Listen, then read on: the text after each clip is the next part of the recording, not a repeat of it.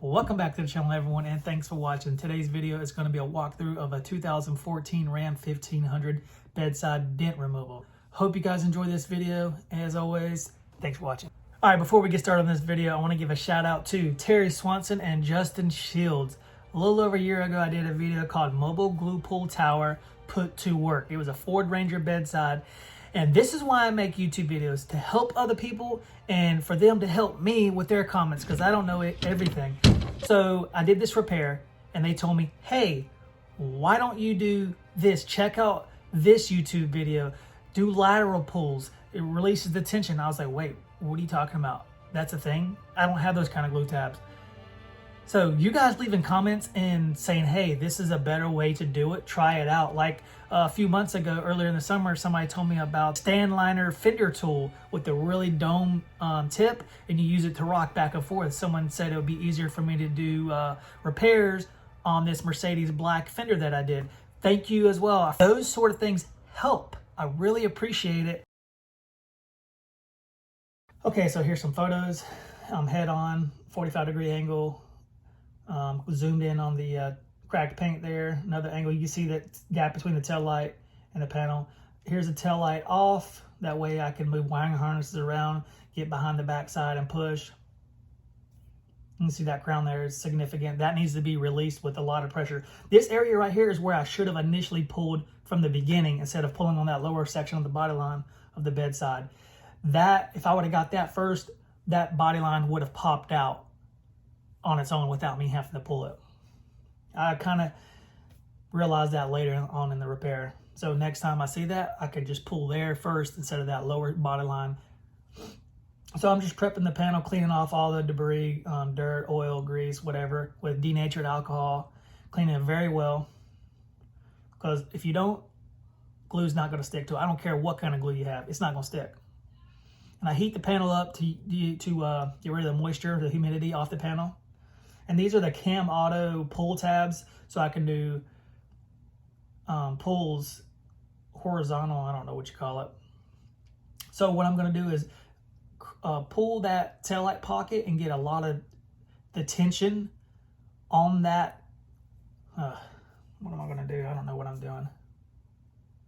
So I'll put the CamAuto tabs on there to get a lot of the bedside.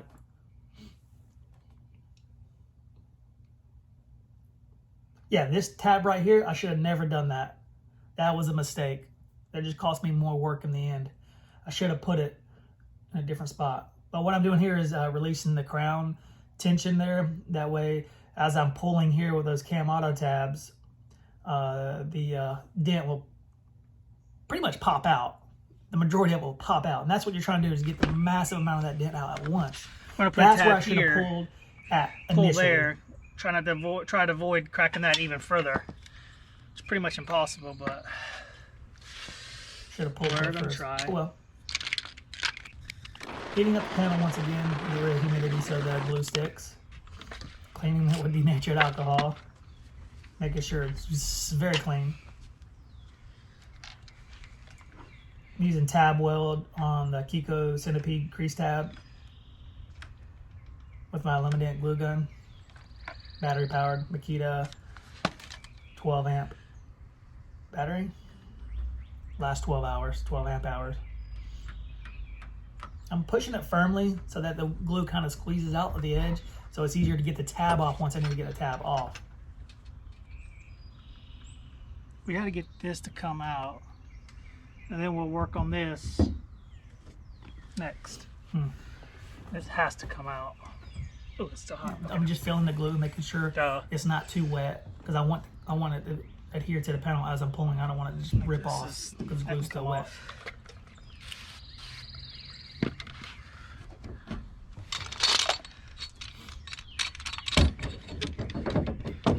Easy way to get those tabs off is if you pull on the edge of the tab instead of the center. See how it boom, came off real easy because I pulled on the edge of the tab. And then to get the glue off, just heat it up a little bit and then put some alcohol on it. It'll just peel right off. That's funny. But if it's cold, it'll be brittle and it'll break every time you go to pull it. Oh, baby. Yes, sir.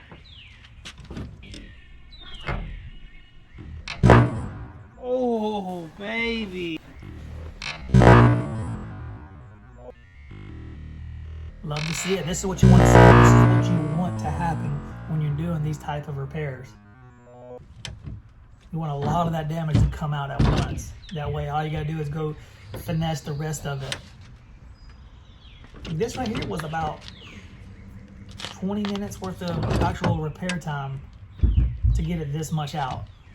That's why if you're not using glue or big tabs, doing these big dents, I don't think it's really possible to do high quality clean repairs without big glue tabs. I just don't. I don't know unless you're spending days. Beautiful, beautiful. And I ain't got days. Let you guys take a look to do at a this. repair. It's the mobile glue pulling tower Now we setup just that I finesse made all this back out in October of 2020.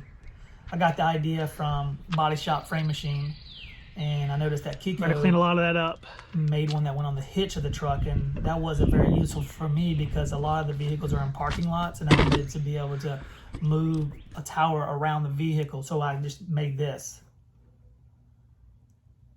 So shout out to Keco for their trailer hitch. You gotta find that Tower, track that was a pressure. really That's good the key idea. to getting the dent out, is releasing that pressure, and that's what we were able to do. It wasn't Oil real canned it a there little at bit, all.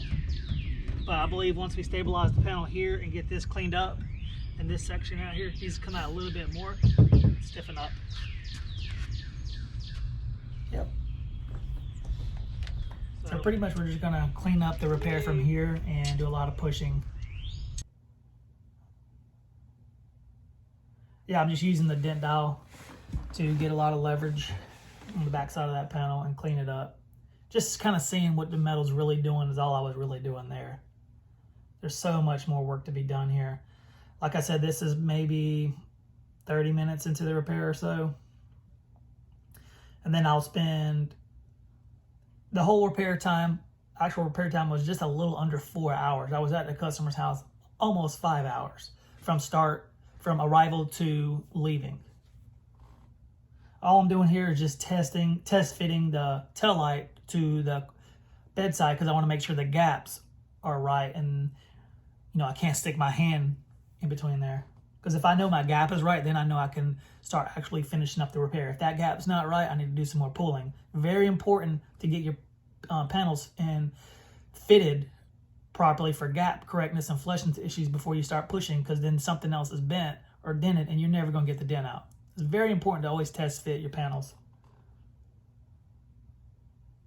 And it matched the other side perfectly, so we were good to go. All I'm doing here is cross-checking. You can see how bad that crease is right there, and I'm just using the dent dial, just tapping it out slowly. That dent dial is so useful. I'm telling you, it's like my go-to tool now. You can see it looks pretty ugly, but I think I spent maybe 2 hours total with pushing on the backside to get the dent finessed out, and then a little bit of glue pulling in between. It's just a different angle showing you me repairing it. It's cold out that day. Got my headphones on. These are the silencing ones, so you can't hear things when you're tapping. It doesn't have that ringing in your ear. Kind of helps when you're blending and tapping down the panels. I'm probably changing music or text, and who knows what I'm doing there. But it was awkward. That was very awkward positioning there, working like that. It was tough. So an hour and 30 minutes into the repair, this is what we have so far. You can see the cracked paint there. It did expand. I let the customer know that the possibility of expanding. Totally cool with that. Who's going to touch it up? I don't know actually if he's going to touch it up or not, but I did let him know they could do that. I never did meet the customer at all. He just left the truck at his house, repaired it. Once I was finished, I snapped some photos, sent him a video, and he paid a credit card link over the phone.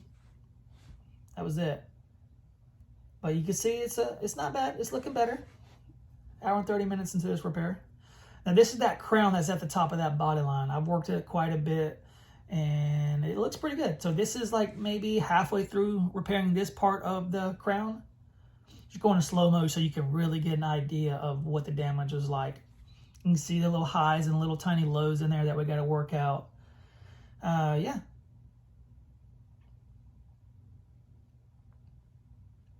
And this is what we have even further into that repair right down there. Probably another hour or so into that after this shot. The cracked paint is expanding even more. You can see the lows around the edge and the high spots that need to be tapped down and release the tension.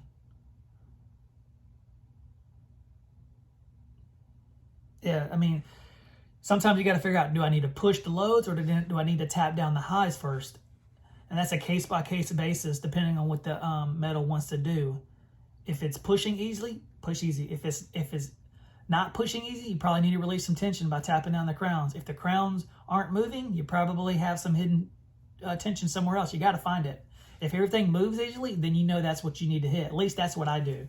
If when I'm tapping the crowns down and the metal moves, I know I need to continue doing that. If I'm pushing and it's not doing anything, there's a body line that needs to be moved up, realigned. There's the edge of a panel that's in or something. You just got to find it. If the metal moves easily, you know you're doing the right thing. If it feels like it's fighting you, there's something hidden that you need to find. So it's coming along. It's pretty much almost done here at this point. I got maybe another hour in it, and this is, I think, the finished product.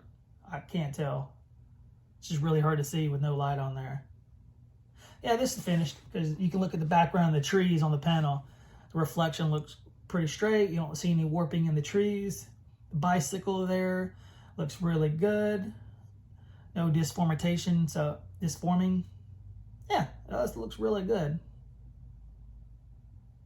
It's pretty clean. Look at the reflection of the house on the bedside. The angles, the lines, they're all very straight.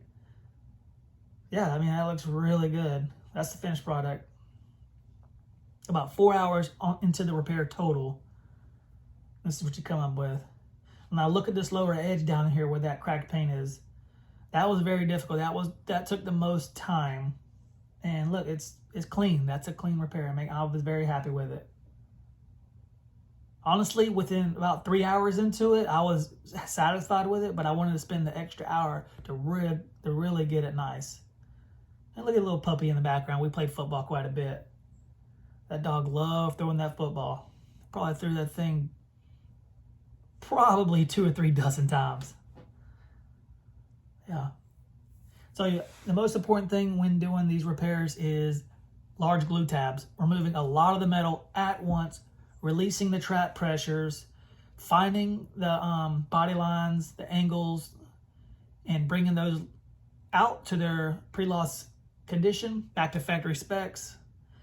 As long as you get your body line straight and release those trap pressures and tension areas, you can finesse the dent out with your tools later. Guys, I hope you enjoyed this video. As always, thanks for watching, and y'all have a great day.